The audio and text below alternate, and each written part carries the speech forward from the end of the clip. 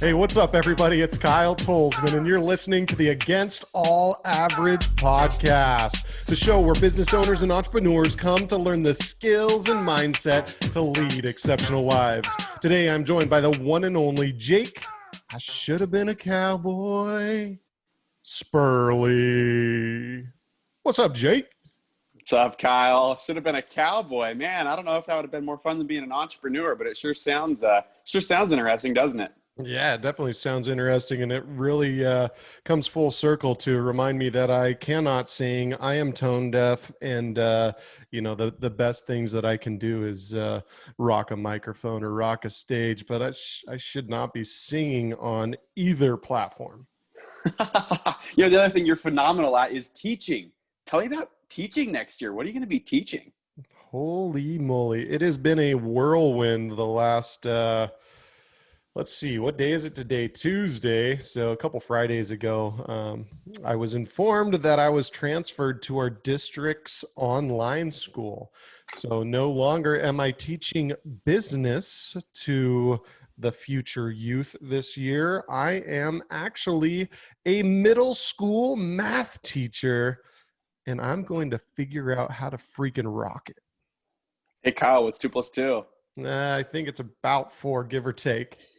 four, give or take a couple squiggly lines. 32 and 32 is 64. 64 and 64 is like 128. 128 and 128 is like 256. I mean, I've got this going. I hope my math was right when I just started spitting that. But man, I'm excited. I'm excited for the change. It's all online.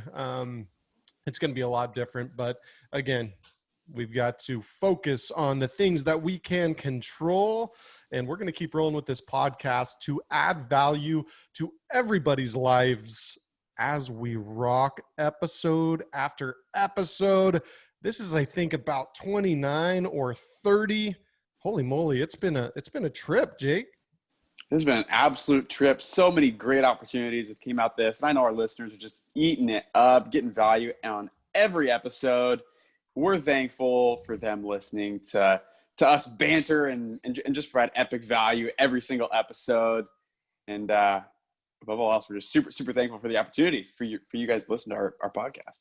Absolutely. And so let's get this one rolling. It's a quick hitter, so we better get you in and out and make sure that you have a new skill to use in your life or in your business or any part of the world in which you need extra skills. We love our sponsors on the Against All Average podcast, and our sponsor's been the same for 29 episodes. Thank you so much for your support.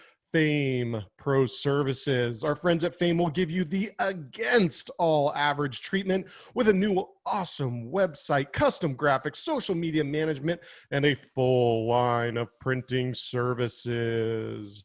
FAEM, the trusted partner of the Against All Average podcast. Today, we're going to talk a little bit about 5 ways in which you can be a better leader. And a lot of times you think when you're listening to a business podcast, we're only talking about business. We're only talking about your job or your entrepreneurial journey. Today, when we talk about leadership, we're talking about leadership in the community, leadership in the home, and leadership wherever you are doing business around the globe. So to get us kicked off, Jake is going to start talking really clearly about how to be clear and transparent when you're a leader. Yeah, I think being a great leader starts with transparency. You have to earn the trust, even at a micro level, of the people you're working with, or even in your life, right? I don't want to make this all about business, because I think if we can generalize it to life, it all applies to business too.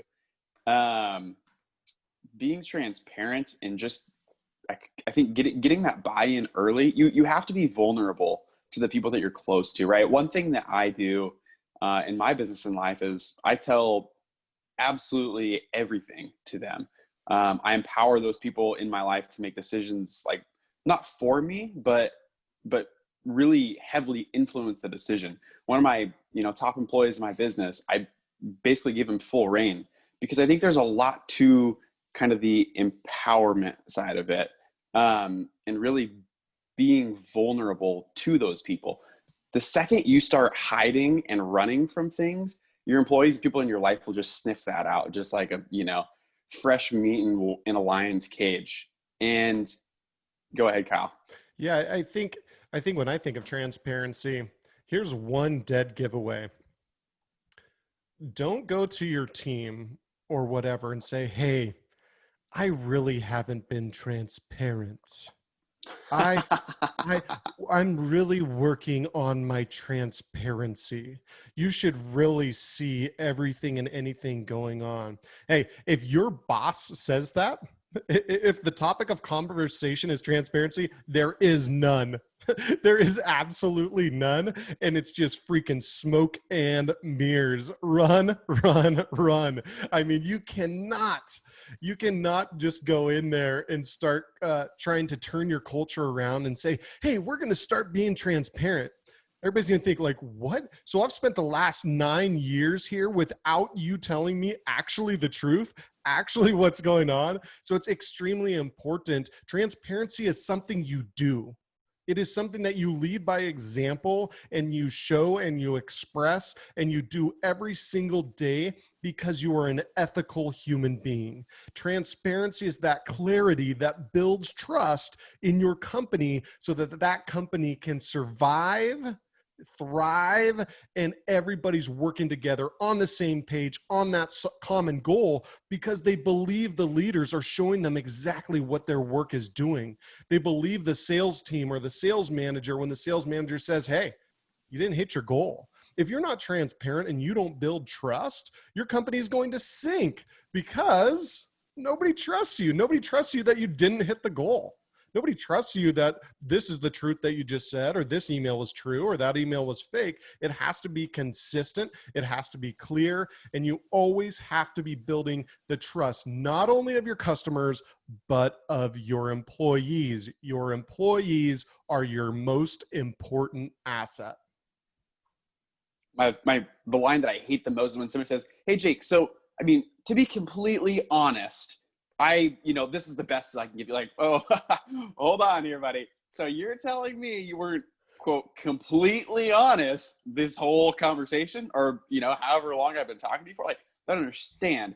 I know it's easy to roll off the tongue of, "Oh, completely honest, whatever." It's like, Yeah, to be completely honest, I wasn't really truthful with you. I have one kid in North Carolina, one kid in South Carolina, a couple kids in Texas, and I've been married 3 times.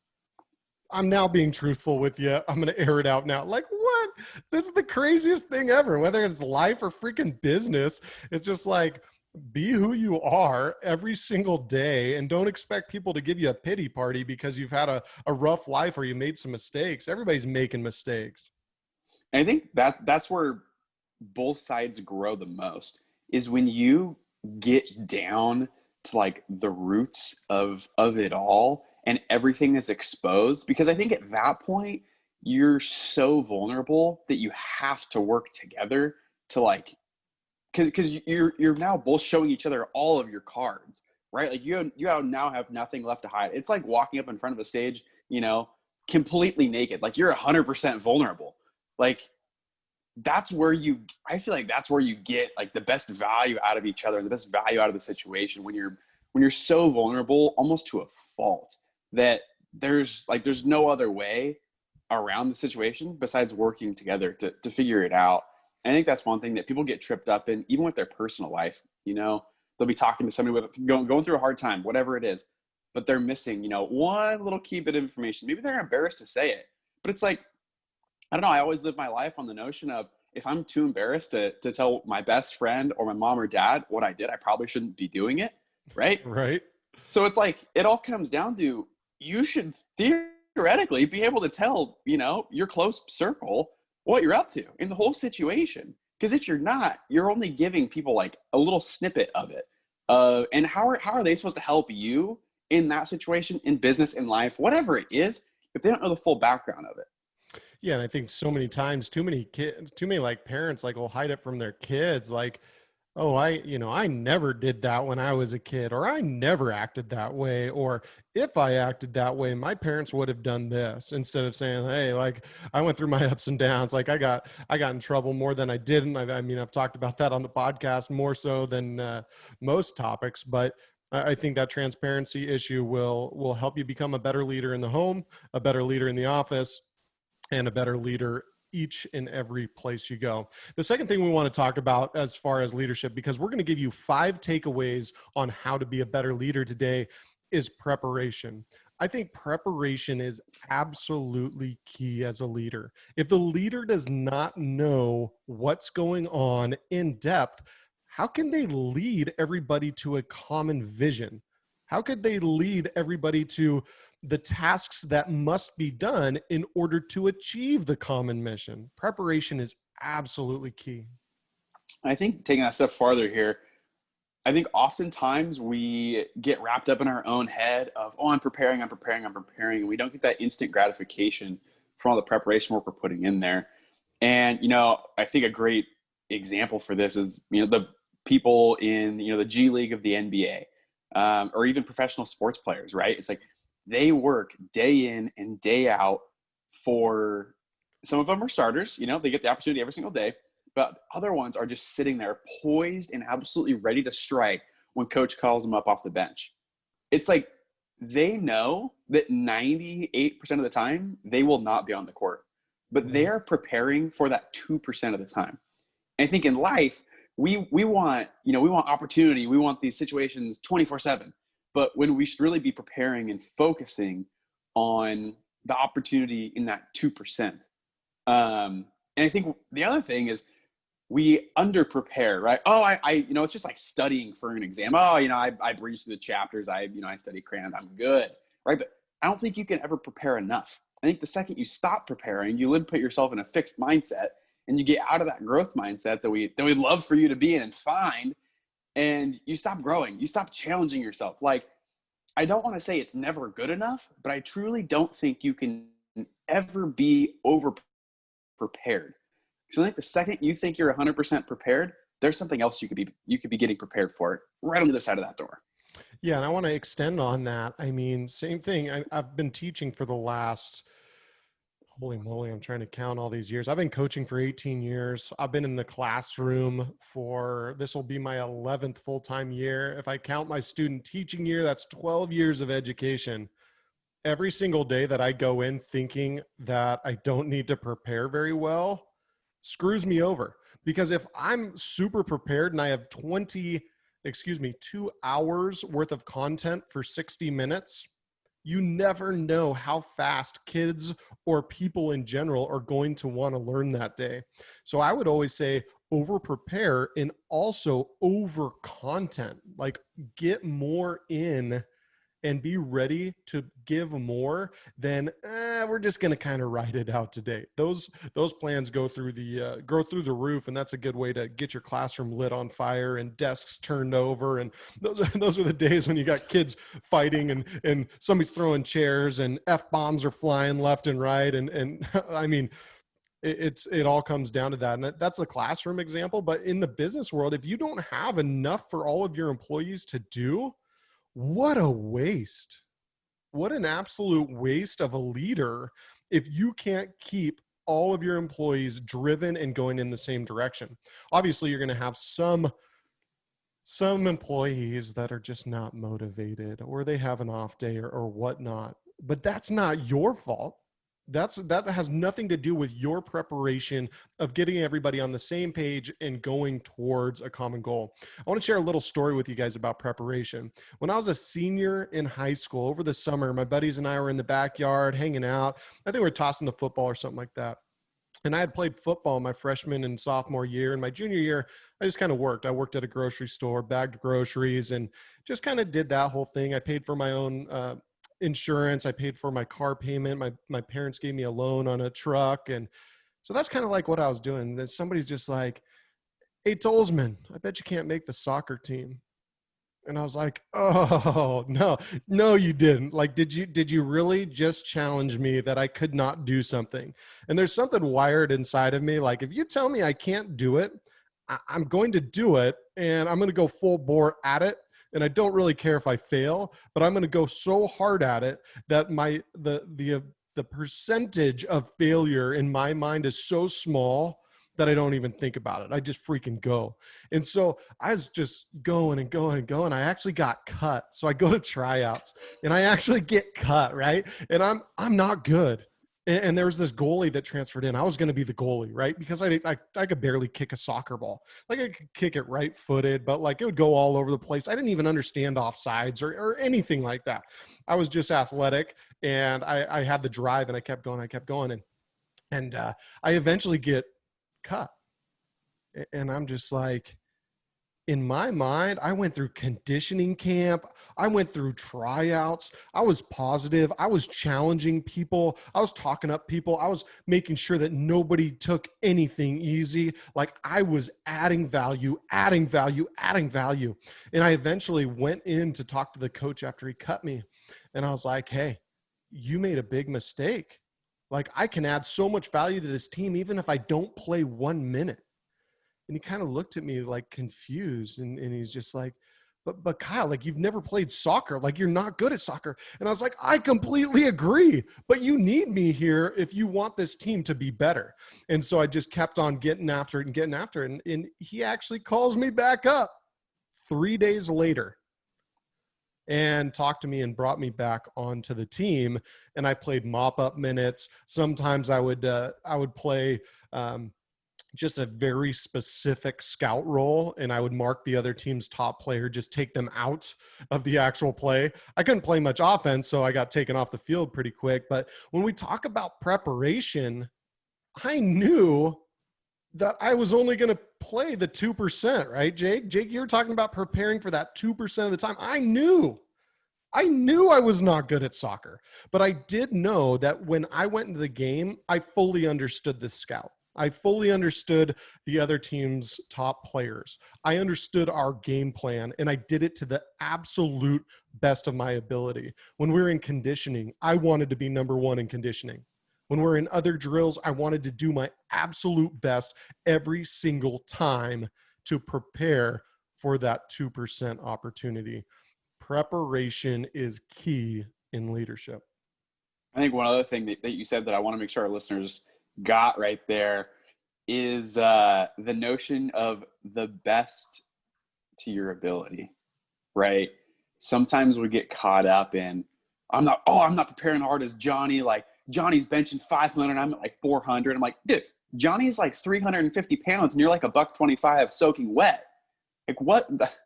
The best of your ability, you're freaking doing great, dude.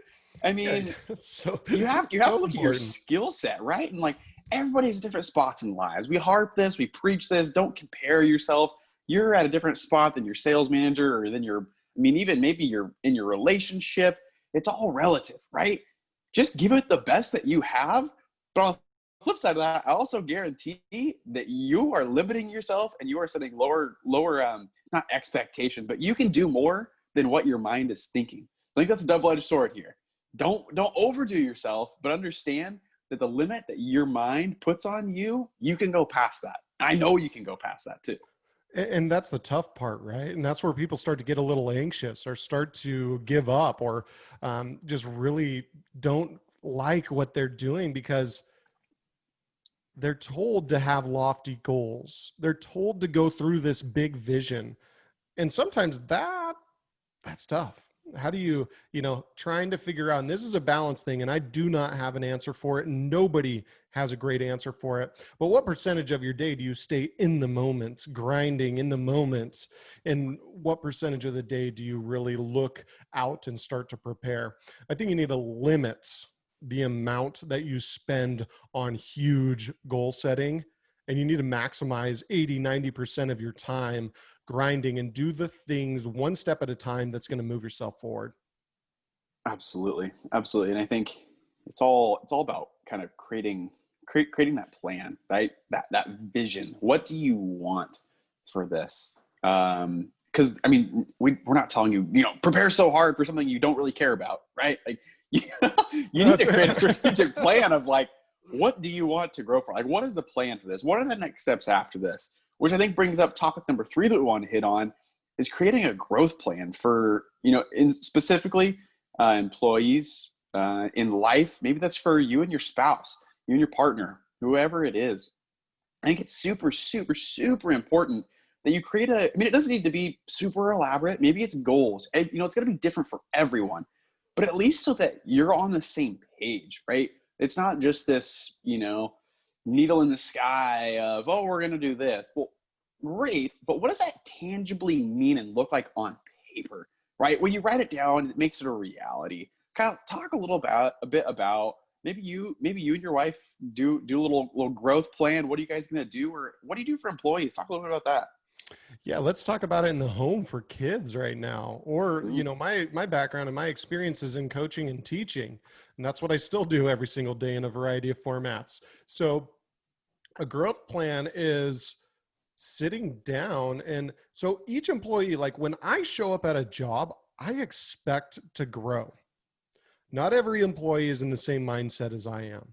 Okay. You may drive, let's say you drive a dump truck every single day, and that's what you want. Like you want to be able to get up and do the 4 a.m. to noon shift and drive a dump truck every single day. But still, as the leader of that company, I think it's super important for you to say, hey, can I train this employee to be maybe the manager of a fleet of dump trucks?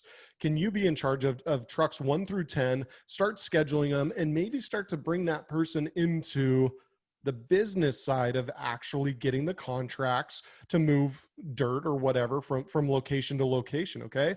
So the same thing would look like in your household. Does your kid struggle with reading, math, sharing? It could be a variety of different things. Do they always throw temper tantrums? Like, what is your growth plan for them in order for them to be a successful adult? Because we're always setting people up to be a successful adult. When you're on your own, how are you going to be? Are you going to lead an ethical life, or what does it look like? So I think the most important part of this growth plan and being a leader is you should have, and let's get this back into business and let's get this back into the office or whatever kind of company you work in, is that we need to make sure that our employees are growing.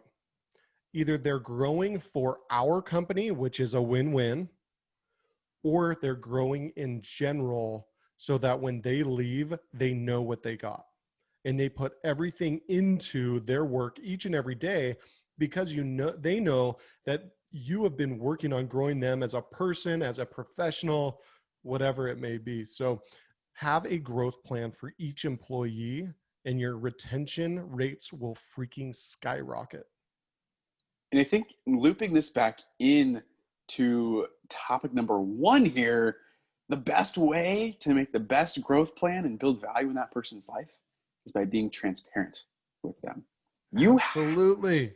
You have to get that employee so freaking transparent, because where do we grow the most? In our weakest areas. What do people hate talking about? Our weak areas. Well, check that out. You have to be so freaking vulnerable with each other that it's super freaking obvious of, yo, you suck at this? Great. We're going to grow you so freaking far in this growth plan because here's how we're going to do it. First, we're going to do this. Second, we're going to do this. Third, we're going to do this. The other thing I really think is that you have to, you can't make a growth plan one-sided, right? Like, I think you make it the best you can if you're both doing it at the same time. Because now you're making it vulnerable. You guys are being vulnerable to each other. You guys are pointing out your weaknesses together. You are saying, hey, you're going to get better at this. I'm going to get better at this. We're going to do it together. And I think that goes back into being transparent, being vulnerable. If you can be vulnerable with each other, that's how you're both going to grow. Because now you guys have this connection of you are so vulnerable to each other, you're going to have that other person to grow with, to push you further. You can keep tabs on each other. Yeah, absolutely. I think when we are transparent and we don't talk down, so many leaders don't. I guess you have to establish yourself as a leader. Certain leaders may use a different level of vocabulary, for example. or they may dress a certain way, etc. But your ability to connect and be transparent with your crew, with the employees under you, you get so much more out of them. They don't care that you're in a suit and freaking tie.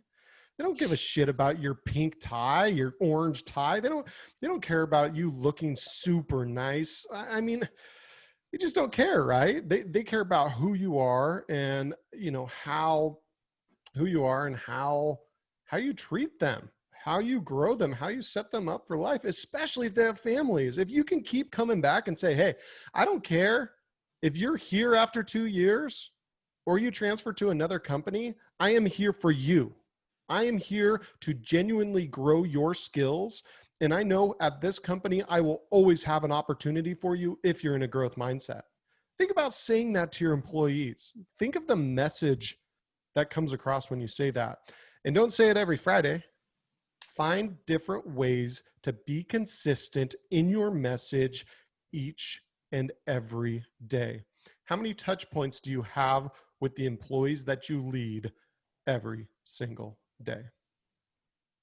I think a big part of that is, yeah, you're right. I mean, you just took the words right out of my mouth, Kyle. Jeez. I know. Great minds think alike, Jake. Great minds think alike. One thing I was going to touch on here is just a story that I had about one of my old bosses when I was working at a document solution company.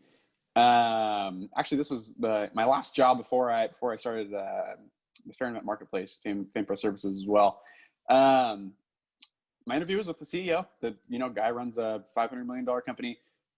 His time is very valuable to him. I was a chump in his eyes. And one of the first things I said is I got very vulnerable with him. I said, look, I suck at this. I would like to get better at this, and this.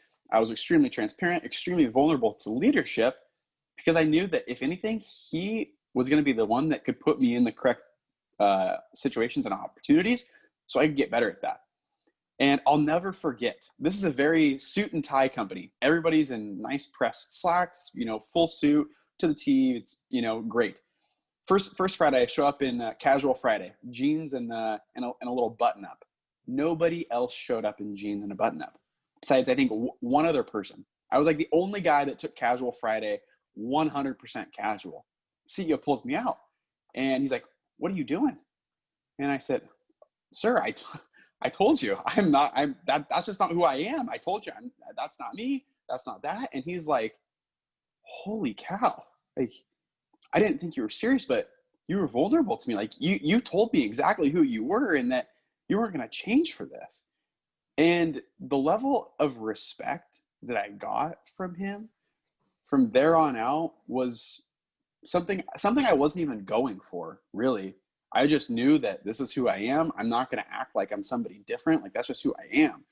So I think from an employee perspective, I know there's a lot of listeners out there that aren't business owners. They just want great life advice and, to lead an exceptional life. And if you're an employee, I think one of the best things you can do too is being vulnerable to your bosses, right?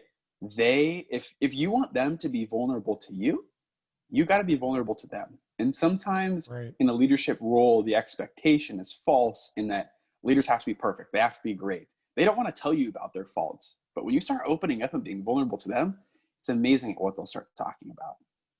Yeah, that's absolutely right. It's really hard to connect with someone when they're unwilling to share as well. And some of us just don't go out of our ways to ask. You ask the question like, how's your day going? Good. Nobody asks the deeper questions of what's going on at home. What's your biggest struggle at home right now? Nobody asks the open-ended questions that doesn't want to know. So that's a whole nother episode on questioning in order to know your employees better. But let's keep along with this one. We're at the 35-minute mark, 36-minute mark. We'll see. We need to get this thing rolling. We're on number 4 now, Jake.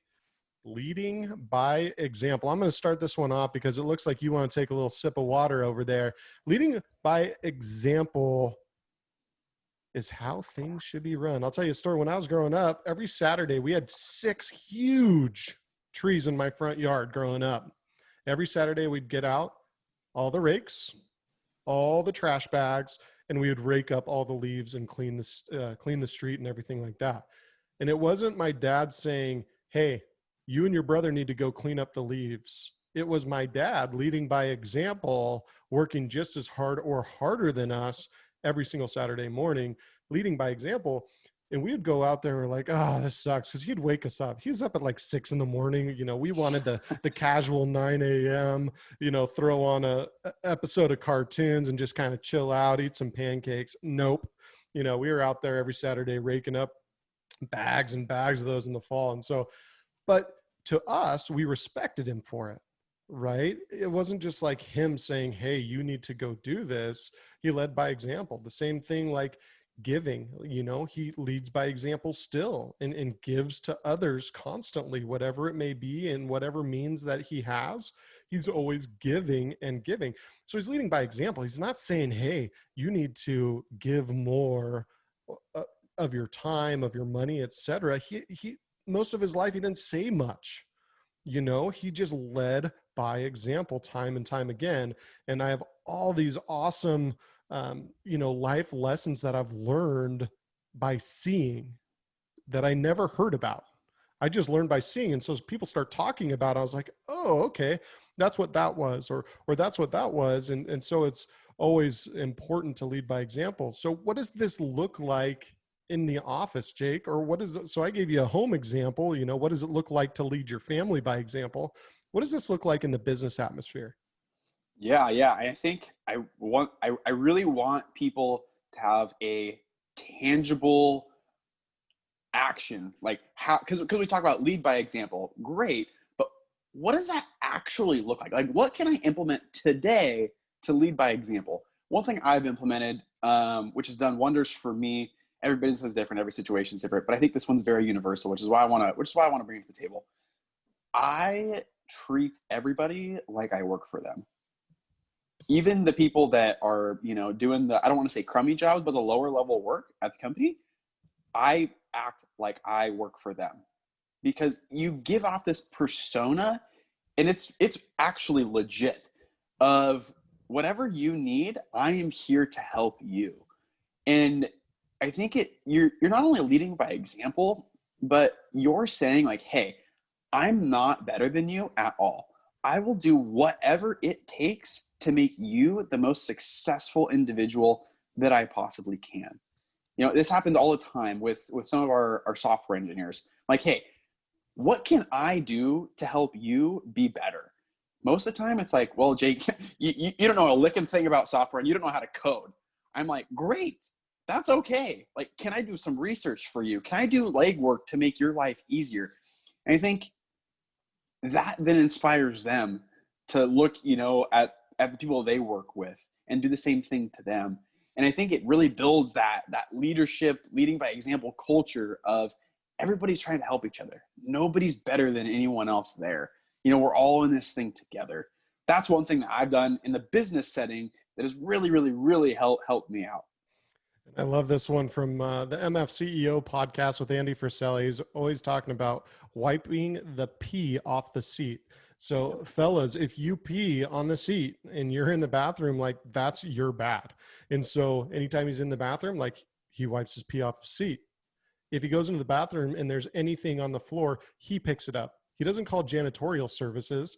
And this is a multi-millionaire that has, probably 5 to 10 different companies. He's busy. He has things going on, but he's never too busy to lead by example. And that is one of the reasons that he says is why his businesses are so successful, because everything is taken care of. He tells his managers, he tells himself, nothing slips, right? Nothing slips. If there is a pile on the floor, something like that, he will clean it up and then take all the employees over to talk about, why this is important. Okay. It's not that he just cleans it up and he moves on.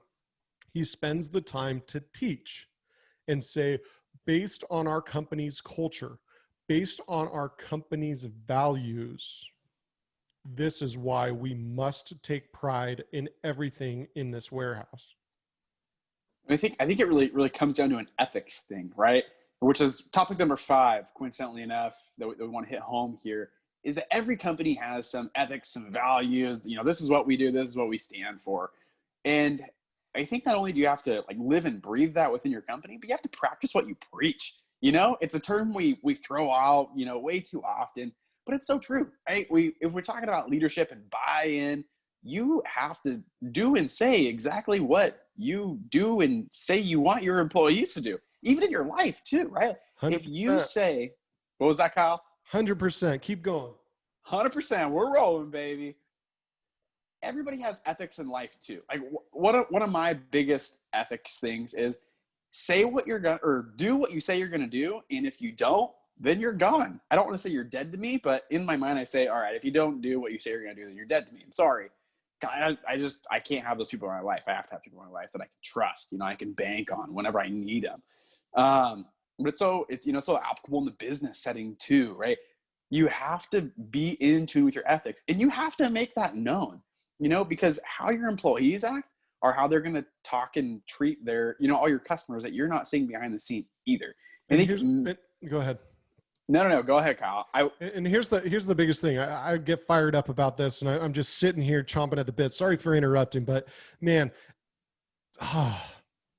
dude, ethics. Like, if you have to make a tough decision, make the tough decision. Stand by the tough decision and tell the freaking truth. Even if it doesn't help you out, even if it's awkward, etc., tell the truth. It might be awkward for a day, but your inability to tell the truth is going to hurt you months and months down. And if you're lying, guess who else is lying? Every single person in your organization, whether that's in your household or it's in the business world, in the office, or whatever it may be. Make tough decisions, stand by tough decisions, and know that even if it's going to be a tough day or a tough week, if you're not willing to be ethical, you are not allowed to be in a place of leadership, and you should choose another way of life. Well, to be completely honest, Kyle, no, I'm just kidding.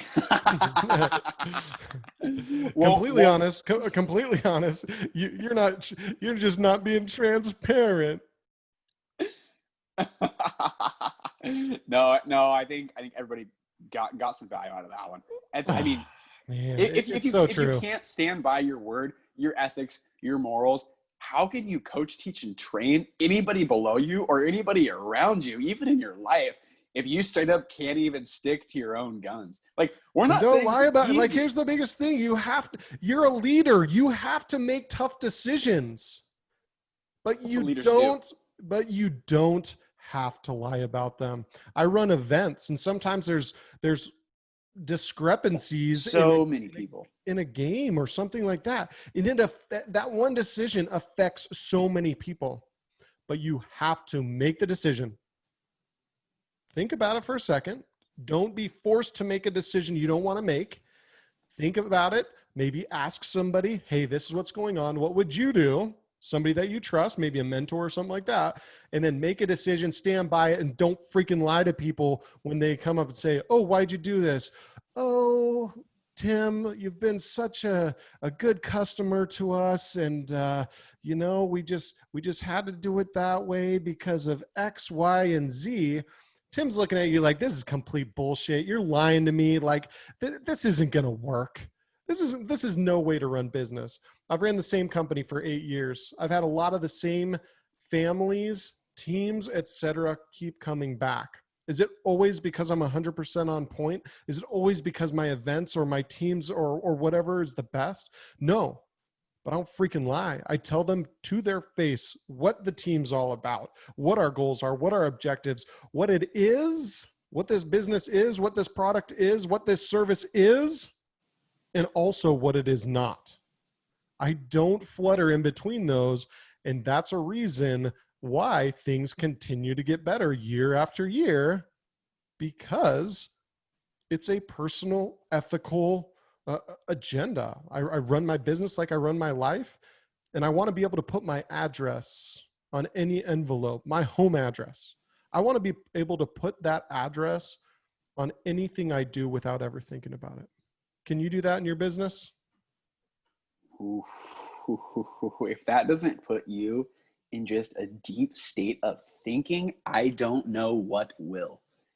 If you don't feel comfortable putting your home address to the public, clearly there is something wrong with your morals, with how you interact in life, maybe how you do your job. There is something that you have to deeply consider there. And as we wrap this baby up, let's make sure you come away with 5 quick reminders of what we spoke about today. You got to be transparent, be vulnerable, don't hide.